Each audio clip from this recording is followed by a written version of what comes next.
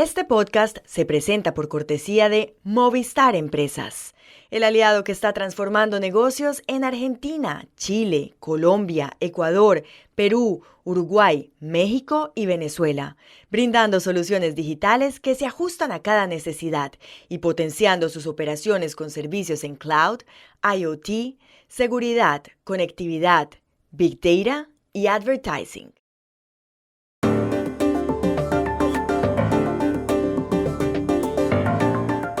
Joe Biden acaba de ir a Nevada y Arizona en busca del voto latino. En un restaurante en Phoenix les pidió ayuda desesperadamente a varios hispanos. ¿Por qué el presidente de Estados Unidos está desesperado?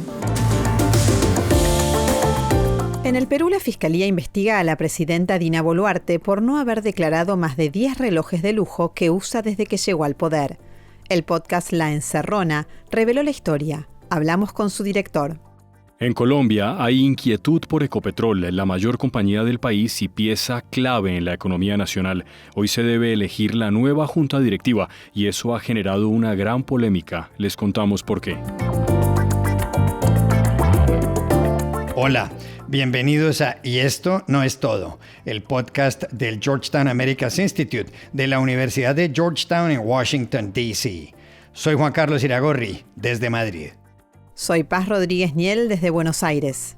Soy Jorge Espinosa y estoy en Bogotá. Es viernes 22 de marzo y esto es todo lo que usted debería saber hoy.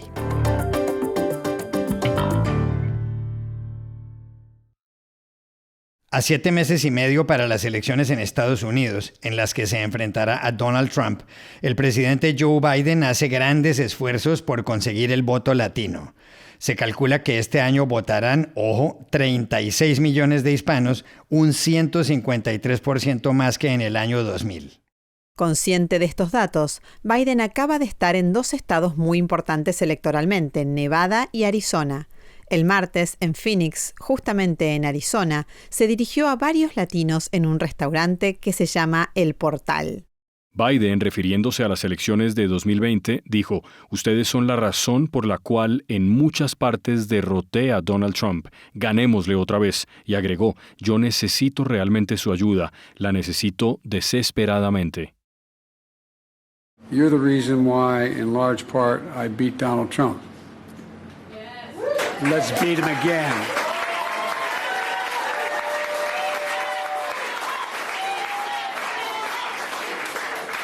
Well, you know, I need you. I need you badly. I need the help. Kamala and I desperately need your help. Biden añadió esto: «Esta elección no es un referendo sobre mí. En ella me enfrento a un tipo que se llama Trump, que en 2016 dijo que los latinos son criminales, narcotraficantes y violadores, y que dice que están envenenando la sangre de nuestro país. ¿De qué demonios está hablando?». This election is not a referendum on me. It's an election between me and a guy named Trump, and this is a guy whose the way he talks about the Latino community is well. In 2016, he called Latinos criminal, drug dealers, and rapists when he came down that escalator. Now he says immigrants are poisoning the blood of our country. What the hell is he talking about? ¿Por qué está desesperado Joe Biden por conquistar el voto latino para las elecciones del 5 de noviembre? Hablamos ayer en Washington con nuestra compañera, la analista política Dori Toribio. Juan Carlos, dicho muy claramente, el presidente Joe Biden necesita el voto hispano si quiere ganar la reelección. Y ojo, Donald Trump también si quiere volver a la Casa Blanca. En estas elecciones la comunidad latina va a ser clave.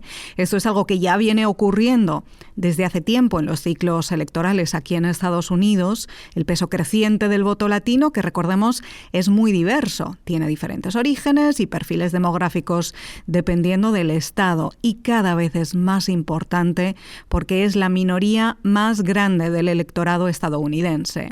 Y este 2024 es clave por 2 razones.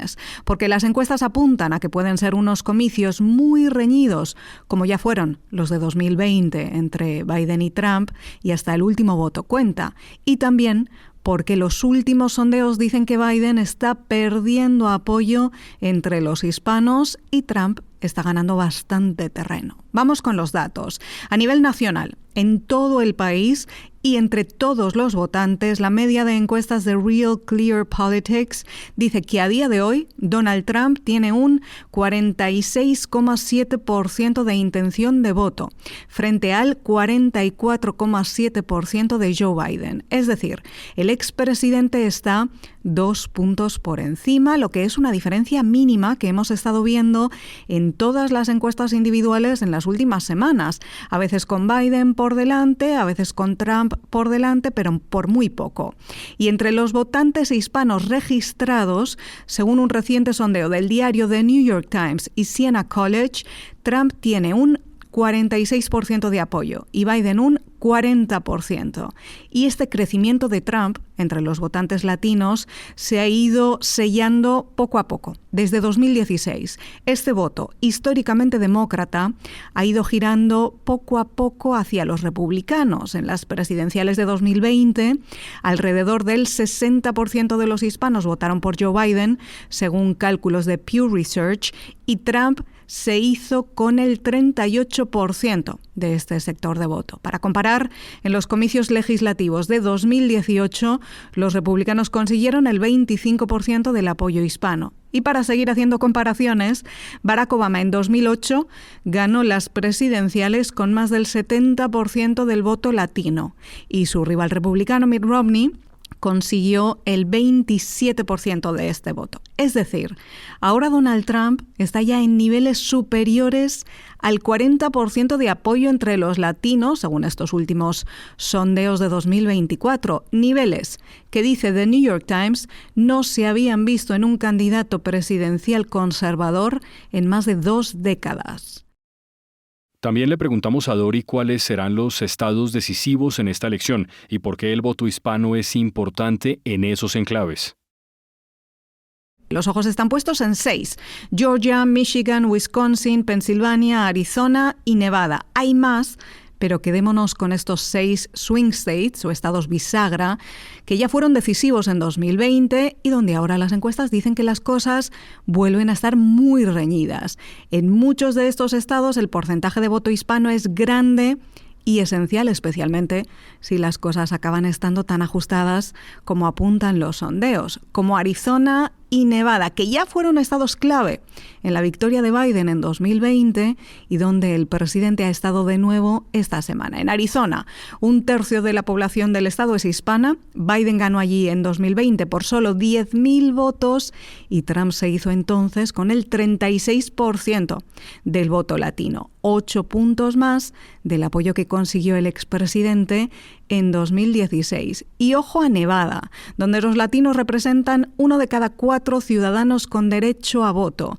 Allí Biden ganó hace 4 años por solo 2 puntos frente a Trump y ahora los sondeos pronostican una carrera de nuevo muy reñida en un estado con el mayor índice de desempleo de todo Estados Unidos, un 5,3%. Además, en Nevada está en juego en noviembre un escaño o asiento del Senado del que puede depender la mayoría demócrata en esa Cámara Alta. Por eso hay tanta atención a Nevada este año y al voto hispano, cuyas grandes preocupaciones son las mismas que para el resto de votantes: economía, empleo, inflación y el precio de la comida y de la gasolina, además de la inmigración y la situación en la frontera que cada vez está cobrando más importancia como factor principal de voto este 2024. Por todo esto, el voto hispano va a ser esencial. Biden lo sabe que necesita reconstruir la coalición de votantes diversos que le llevó a la victoria en 2020. Para llegar a la Casa Blanca en este país hace falta sí o sí el voto de las minorías y Biden ha salido ya en busca de ese voto. Y con la mirada en los hispanos, su campaña acaba de lanzar un anuncio electoral dirigido a los votantes latinos en estos estados clave con una inversión de $30 millones.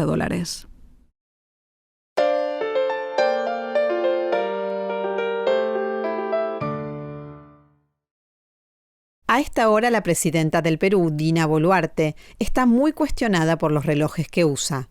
tanto que el lunes la Fiscalía de ese país le abrió una investigación por enriquecimiento ilícito y por omisión de declaración de bienes.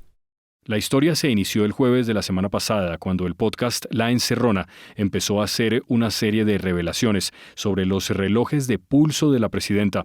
Según la investigación, tiene más de 10, algunos de marca Rolex, cuyo valor supera los $15,000 por unidad. La Encerrona sostiene que Boluarte comenzó a ponerse estos relojes tras asumir el poder el 7 de diciembre de 2022, cuando reemplazó a Pedro Castillo. Ella lo niega. El pasado fin de semana habló del asunto en un polideportivo en Lima. El sonido de su declaración es algo deficiente. Trabajo desde mis 18 años y lo que tengo es fruto de mi esfuerzo y de mi trabajo. El artículo en particular es de antaño, lo uso muy eventualmente y lo que quiero decir, he entrado al Palacio de Gobierno con las manos limpias y saldré con las manos limpias como lo he prometido al pueblo peruano, y no solo porque lo he prometido, sino porque en mi ADN está no ser corrupta. A estas alturas, la Fiscalía cree que la presidenta ha debido incluir sus relojes, algunos de los cuales son de oro rosado de 18 quilates, en su declaración de bienes. Con eso no parece estar de acuerdo su primer ministro, Gustavo Adrianzen, que ironizó sobre el tema esta semana. Declaramos los lapiceros, la medallita de bautizo, las alianzas matrimoniales. ¿A dónde vamos a llegar? ¿A dónde vamos a llegar? ¿Cómo descubrió La Encerrona toda esta historia? Para saberlo, llamamos ayer a Lima a su director, Marcos Cifuentes. ¿Qué tal, Juan Carlos? La respuesta es muy sencilla. Básicamente se trata de una persona que no es un funcionario público, es un civil que se reunió un par de veces con Dina Boluarte, y eso fue suficiente para darse cuenta que en esas 2 veces ella tenía relojes distintos, uno de ellos un Rolex. Nos contactó y de inmediato nuestro investigador, el investigador de La Encerrona, Ernesto Cabral, se puso a revisar 10.000 fotografías en altísima resolución proveídas por el propio Palacio de Gobierno oficialmente y también por el Ministerio de Inclusión. Hay que recordar que Dina Boluarte, antes de ser presidenta, era la vicepresidenta de Pedro Castillo y su ministra de Inclusión. Cuando Pedro Castillo da el golpe, pues ella sube como presidenta.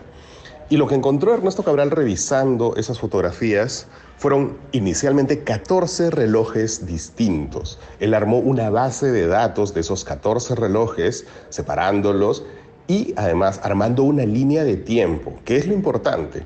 ¿Por qué? Porque cuando nosotros hemos hecho esta revelación, la única respuesta hasta ahora en una semana, la única respuesta de Dina Boluarte ha sido decir que ese único reloj Rolex, ahora ya sabemos que son 3, que ese reloj Rolex era un reloj de antaño, esa fue su palabra. Pero es extraño que haya sido un reloj de antaño, porque el reloj que hemos detectado, el primer Rolex que detectamos, ahora ya sabemos que son 2 más, ese primer Rolex aparece en junio del año 2023, cuando ella tenía ya pues unos 6 meses como presidenta. Y a partir de esa primera aparición, ella se pone el Rolex unas 25 veces más. Por tanto, pues ese Rolex no parece haber existido antes de junio del 2023, cuando ella ya tenía 6 meses como presidenta, lo cual abre una serie de interrogantes que son las que se está haciendo todo el Perú en este instante.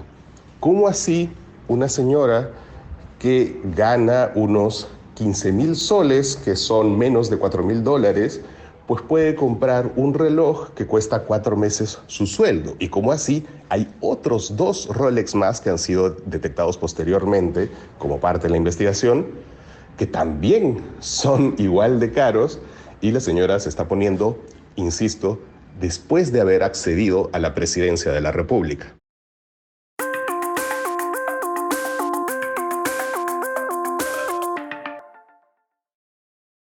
Este podcast se presenta con el patrocinio de Tecnoglass, el poder de la calidad.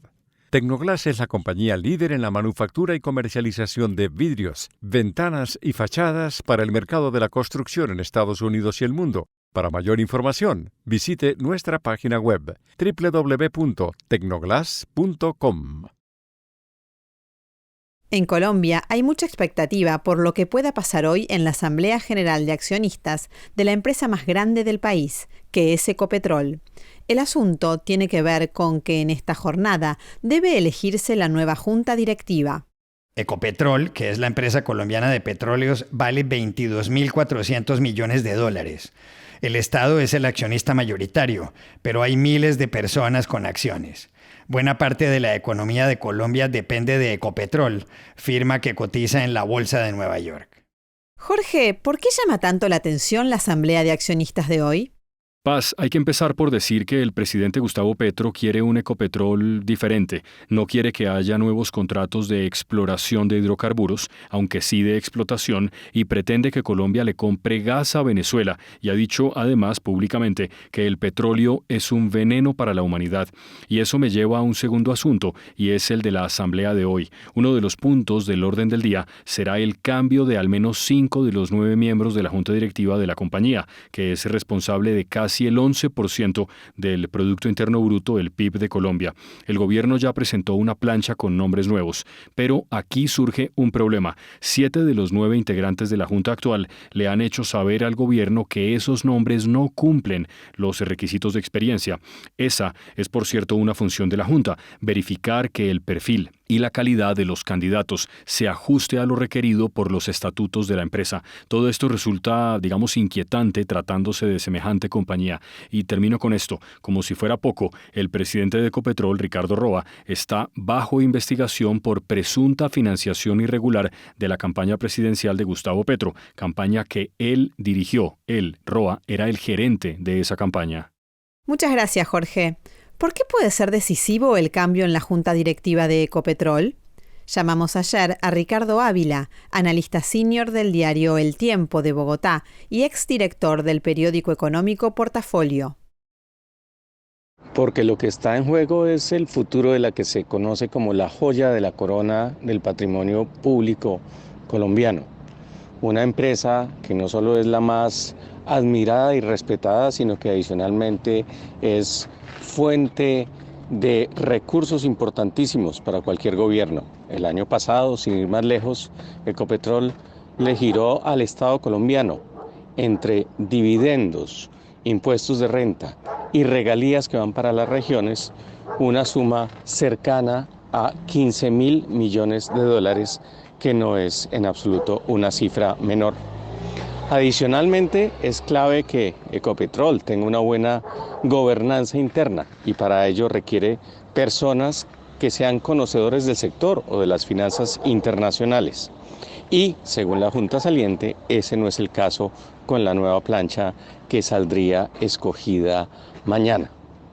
En ese sentido, pues hay una gran cantidad de factores en riesgo, comenzando por el hecho de que Ecopetrol tiene debilidades como es un bajo nivel relativo de reservas que ponen en riesgo lo que se conoce como la autosuficiencia energética de Colombia. ¿Por qué? Porque si la producción cae, Colombia se vería obligada a importar petróleo. Ya lo hace parcialmente con el gas, pero claramente este es un tema que inquieta. No solo, repito, por sus implicaciones económicas, sino también por sus implicaciones sobre los ingresos públicos y sus efectos sociales. Y estas son otras cosas que usted también debería saber hoy. El Consejo de Europa, del que forman parte los jefes de Estado y de Gobierno de los países de la Unión Europea, hizo ayer un llamado urgente para que se logre una tregua irreversible que conduzca a un cese al fuego sostenible en la Franja de Gaza. Los dirigentes del viejo continente también señalaron que el cese al fuego debe facilitar la liberación inmediata de los rehenes y la pronta llegada de ayuda humanitaria. El Departamento de Justicia de Estados Unidos demandó ayer a la compañía Apple por dificultar a sus competidores el acceso a algunas funciones de sus teléfonos inteligentes. A la demanda ante una corte de New Jersey se sumaron 15 estados del país y el Distrito de Columbia. El secretario de Justicia, Merrick Garland, dijo que los ingresos netos de Apple superan el Producto Interno Bruto de más de 100 países individualmente considerados. A 2 meses de las elecciones para la jefatura de gobierno de Ciudad de México, Clara Brugada, candidata de la coalición encabezada por Morena, aventaja en los sondeos a Santiago Taboada, aspirante por el PAN, el PRI y el PRD. Una encuesta de W Radio y el diario El País señala que por ella votarían el 55% de los electores y por él el 40%. Ambos se enfrentaron en un debate el domingo pasado. Y aquí termina el episodio de hoy de Y esto no es todo, donde siempre habrá más. En la producción estuvo John F. Burnett. Y pueden suscribirse a este podcast en nuestro sitio web yestonoestodo.georgetown.edu, seguirnos en nuestras cuentas de X y de Instagram, @yestonoestodo, y buscarnos en nuestro canal de YouTube. Chao, hasta la próxima.